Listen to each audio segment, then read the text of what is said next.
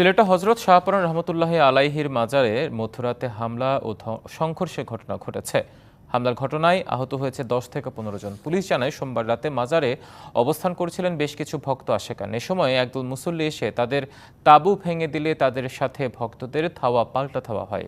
পরে আশপাশের এলাকায় লোকজন এসে মাজারে অবস্থানরত ভক্তদের ধাওয়া দিয়ে মাজার প্রাঙ্গণ থেকে তাড়িয়ে দেয়। এ সময় আহত হন বেশ কয়েকজন। পরে পুলিশ ও সেনাবাহিনী হস্তক্ষেপে পরিস্থিতি নিয়ন্ত্রণে আসে। হামলার বিষয়টি নিশ্চিত করেছেন শাহপরান থানার ভারপ্রাপ্ত কর্মকর্তা হারুনুর রশিদ চৌধুরী। তবে কারা এই হামলার সাথে জড়িত তা নিশ্চিত করতে পারেননি তিনি। এর আগে গত শুক্রবার মাজার সংস্কৃতির নামে ওরসে গান বাজনা বন্ধের দাবি জানায় ওলামা মাশায়েখ ও স্থানীয় বেশ কিছু মুসল্লি। সেদিন তাদের বিক্ষোভের মুখে মাজারে গান বাজনা বন্ধের ঘোষণা দেয় কর্তৃপক্ষ।